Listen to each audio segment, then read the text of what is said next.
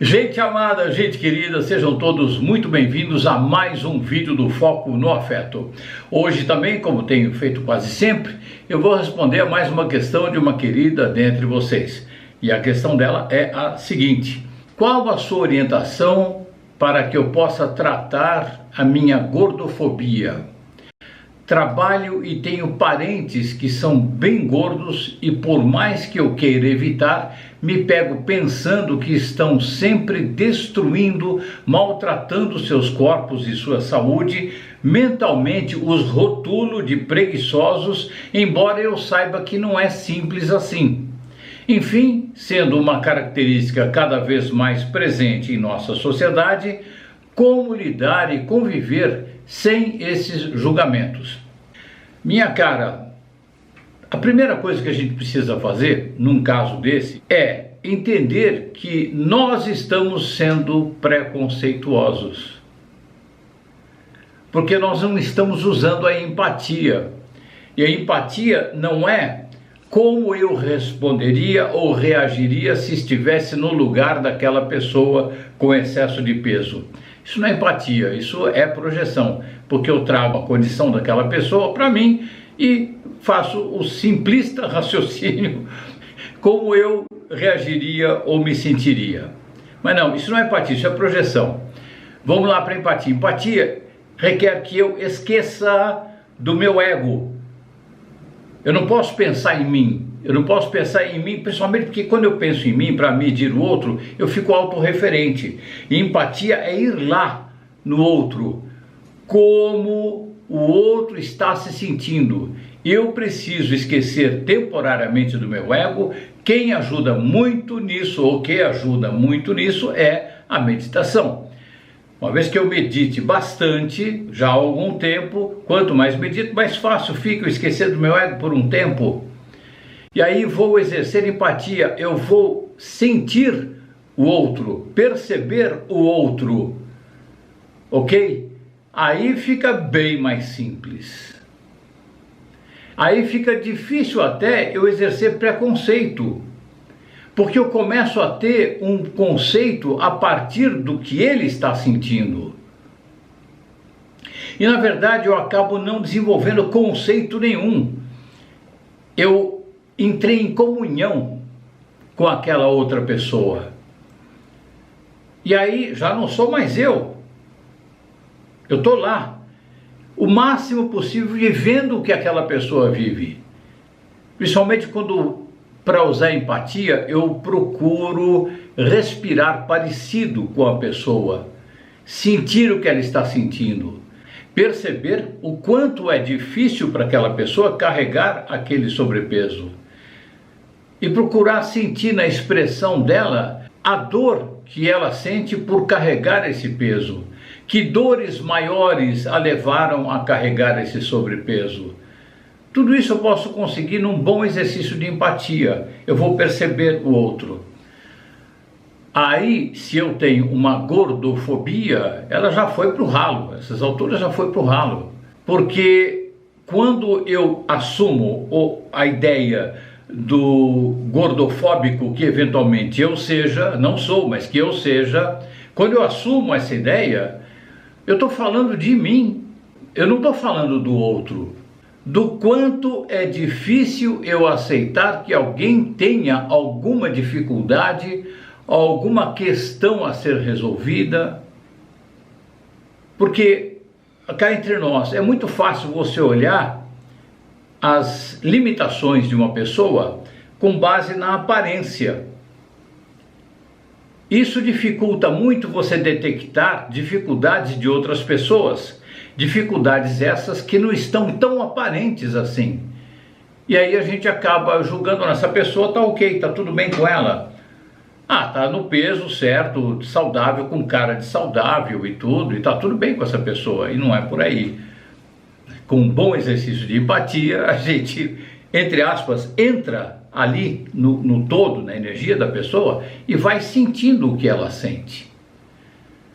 Repito, aqui a respiração é a primeira coisa que a gente precisa perceber no outro, no exercício da empatia, não é? Aí eu começo a sentir o outro, jamais julgar o outro.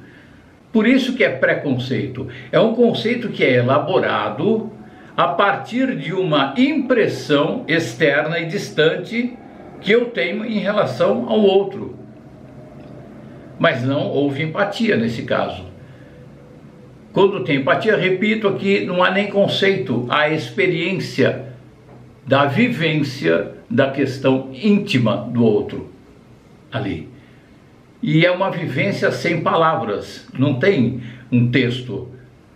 Você pode sentir o que a pessoa está sentindo a partir de exercício de empatia. Não é assim, de uma hora para outra. Muita meditação, ok? Então, para começar, voltando aqui ao começo da minha fala, minha cara, eu recomendo a você, primeiro, admitir que isso é um pré-conceito, que você entra no julgamento aqui em um determinado momento na sua fala, não é? Mentalmente os rotulo de preguiçosos, embora eu saiba que não é simples assim. Por que você rotula de preguiçosos? Porque se você tivesse nessa condição, só se você fosse muito preguiçosa. Mas depois de um exercício de empatia, deixando de lado o exercício da projeção, quando você vai para a empatia, você percebe que ali tem outras questões que causaram, não é a preguiça. É muita tensão, muita questão interna não resolvida. É muita sensação de abandono, eventualmente, não estou dizendo que é só isso, porque as causas podem ser, eu diria, infinitas. Mas, por exemplo, sensação de abandono, sensação de tristeza existencial, um tipo de obesidade que eventualmente venha de um processo depressivo, e que na explicação da espiritualidade, a depressão é quando a pessoa não está vivendo a própria história. Quem de nós está vivendo totalmente a própria história? Você está vivendo? Outra pessoa que esteja me assistindo aqui, quantos de nós estamos vivendo na excelência as nossas próprias histórias, não é? Então, não vale, não tem sentido, não tem conteúdo, né? Você já até percebe isso, é um mérito muito grande você fazer essa pergunta, abrir o seu coração, muito bonito mesmo, porque você já tem uma percepção de que isso não está muito saudável, essa sua percepção, não é? Então, a primeira coisa é entender que isso vem de um ato interno, de uma postura interna preconceituosa. Então, o que eu faço em relação a essas pessoas, por quem, aí no caso, meditei, tenho compaixão em relação a essas pessoas, porque fica aparente a dor delas. É com a dor delas que a gente faz o contato e vê que essa dor está causando, no caso dessa pessoa, estar acima do peso ideal, do peso saudável. Então, o mais saudável qual seria em relação à minha postura?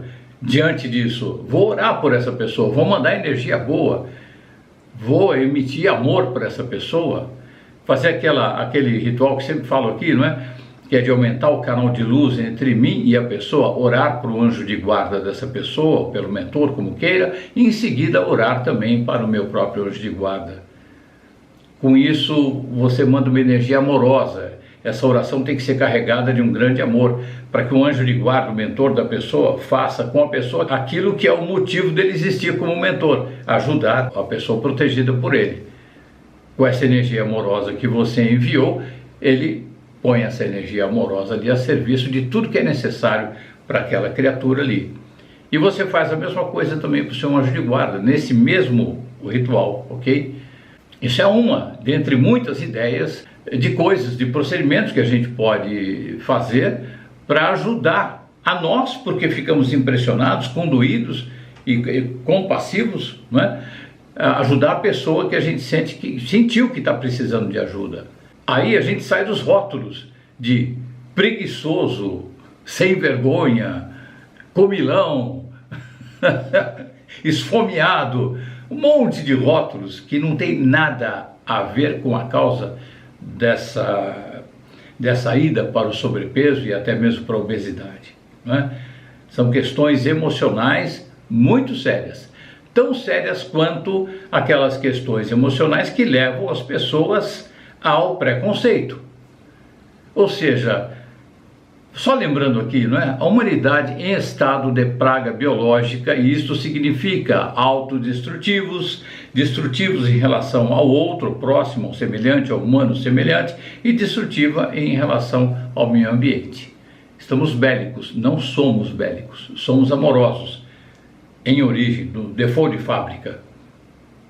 Está aqui, essa amorosidade está aqui em cada um de nós. Resta a gente perceber isso e começar a desenvolver o amor, autoconhecimento e amor. Para isso a meditação é sensacional, é uma perfeição. Quanto mais eu me conheço, quanto mais você se conhece, quanto mais a gente se conhece, quanto mais a gente se percebe, mais amoroso a gente fica em relação a gente mesmo, porque a gente se descobre interessante, a gente se descobre o prazer de ser a gente mesmo. E isso faz com que a gente entre num estado de alegria crônico, que não é devaneio nem delírio. Muito pelo contrário, é muita presença a cada momento. Uma alegria que não morre, não acaba.